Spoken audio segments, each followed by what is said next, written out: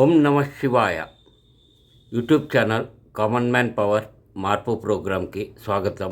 Video చూస్తున్న వాళ్ళందరికీ thank you very much.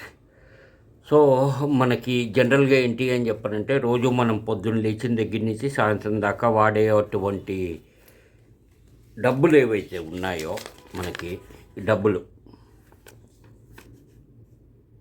So వీటికి పేరు ఒకటే, డబ్బు, మనీ, పైసా, ఇంకోటి పణం.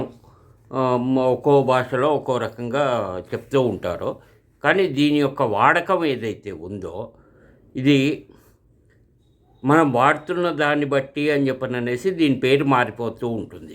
అది ఏ రకంగా అని చెప్పననేది అందరికీ తెలిసిన విషయమే, కొత్తగా చెప్పేదంటూ ఏం లేదు. అయినా కానీ నాకున్న నాలెడ్జ్ని బేస్ చేసుకొని అనేసి నేను కొంత చెప్దాము అనేసి అనుకుంటున్నాను. సరే, ఏంటి అని చెప్పనంటే, ఫస్ట్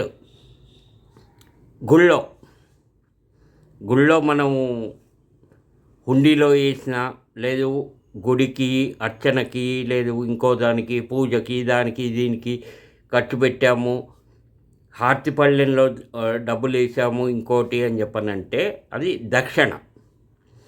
అదే పెళ్ళికి ఒకప్పుడు, ఇప్పుడైతే లేదు, ఒకప్పుడు పెళ్ళికి ఆడపిల్లని పెళ్లి చేసుకున్నాము అని చెప్పనంటే తీసుకునేది కట్నం. అట్లాగే ఆడపిల్లకి కానీ మగపిల్లోడికి కానీ పెళ్ళి ఇష్టం లేక విడిపోయారు అని చెప్పనంటే, విడాకులు తీసుకున్నారు అంటే దానికి ఇచ్చేది దాని పేరు భరణం.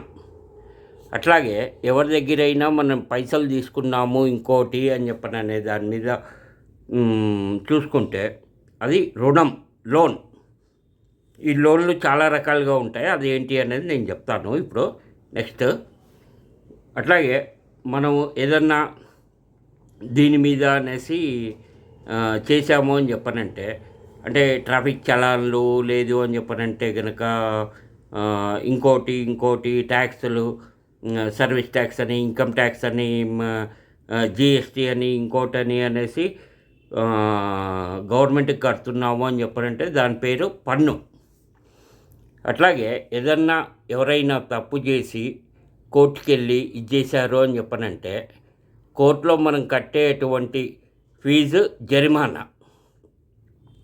సో అదే దీని మీద అని చెప్పననేసి బ్యాంక్ నుంచి మనం తీసుకున్నాము డబ్బులు అంటే అది హౌసింగ్ లోన్ కావచ్చు, వెహికల్ లోన్ కావచ్చు, పర్సనల్ లోన్ కావచ్చు, క్రెడిట్ కార్డ్ లోన్ కావచ్చు, లేదు మన ఫ్రెండ్స్ దగ్గర ఎవరి దగ్గరైనా మనం డబ్బులు తీసుకున్నాము, లేదు మనం ఇచ్చాము అన్నా ఏదైనా కానీ దాన్ని లోన్ కింద కన్సిడర్ చేస్తాం. మనం డబ్బులు ఇచ్చాం కాబట్టి మళ్ళీ మనకి వెనక్కి రావాలి, లేదు తీసుకున్నాం కాబట్టి వెనక్కి ఇవ్వాలి అనేసి.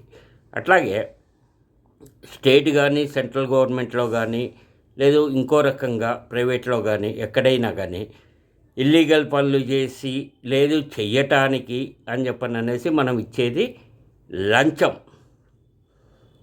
సో భ్రష్టాచార్ అంటారు కదా, లంచగొండితనము అనేసి హిందీలో భ్రష్టాచార్ అంటారు, తెలుగులో లంచగొండితనం అంటారు. సో ఆ రకంగా ఉంటుంది. అట్లాగే మనం స్కూల్లో కానీ కాలేజీలో కానీ లేదు ఇంకో దగ్గర కానీ మనం కట్టేదాన్ని ఫీజు అని చెప్పననేసి అంటాం. అట్లాగే హాస్పిటల్లో కూడా అడ్మిట్ అయ్యారు ఏదన్నా ఇష్యూ మీద, లేదా డాక్టర్ దగ్గరికి వెళ్ళాము ఇంకోటి అని చెప్పనంటే కనుక దాన్ని కూడా డాక్టర్ ఫీజు అంటాము, లేదు అని చెప్పనంటే హాస్పిటల్ ఛార్జెస్ అంటాము, ఇంకోటి అంటాము. సో దీని మీద అని చెప్పననేసి ఉన్న డబ్బు ఒకటే, కానీ దాని వాడకాన్ని బేస్ చేసుకొని అని చెప్పననేసి దాని పేర్లు మారిపోతూ ఉంటాయి. అట్లాగే ప్రతిరోజు మనం పెట్టేటువంటి ఖర్చులు, ఇంటికి కావాల్సిన ఖర్చులు ఇన్ ద సెన్స్ బియ్యం, పప్పు, ఉప్పు, నూనె, ఎక్సెట్రా, బండిలో పెట్రోల్ పోయించేది కావచ్చు, లేదు అంటే టెలిఫోన్ రీఛార్జీలు కావచ్చు, కేబుల్ రీఛార్జీలు కావచ్చు, ఇంకా మనం ఏదైనా ఊరెళ్ళాలి అని చెప్పనంటే బుక్ చేసుకుంటే బస్సు, ట్రైన్, ఫ్లైట్ టికెట్లు కావచ్చు, ఇంకోటి కావచ్చు, కొనుక్కుండే బట్టలు కావచ్చు, ఇవన్నీ కూడా మనకు ఖర్చులు, ఎక్స్పెండిచరు. సో దీన్ని ఏంటి అని చెప్పనంటే సిగరెట్ తాగేది, మందు తాగేది, గుట్కాలు తినేది ఇవన్నీ కూడా ఖర్చులే. కానీ ఇవి వేస్ట్ ఖర్చులు. ఇంతకుముందు చెప్పినవన్నీ కూడా మనకేంటి అని చెప్పనంటే కంపల్సరీగా ప్రతి ఇంట్లో అయ్యేటువంటి ఖర్చు, వచ్చేటువంటి ఇన్కమ్ని బేస్ చేసుకొని ఖర్చు ఎంత, ఇదెంత అనేసి మనం చూసుకొని ఖర్చు పెడుతూ ఉంటాం. దీన్ని మనం సంపాదించే దాంట్లో కనీసం తక్కువలో తక్కువ వేసుకున్నా కానీ 10% అయినా కానీ సేవింగ్ చేసుకోండి. సో ఇందాక చెప్పే కదా బ్యాంక్ లోన్లు, పర్సనల్ లోను, ఇంకోటి అనేసి ఈ సేవింగ్ చేసుకున్న దాన్ని మనం ఎఫ్డి చేసుకున్నా, రికరింగ్ డిపాజిట్ చేసుకున్నా, లేదు మంత్లీ దీని మీద ఇది చేసుకున్నా, ఇంకోటి చేసుకున్నా, ఏదైనా కానీ అది సేవింగ్స్లోకి వెళ్తుంది.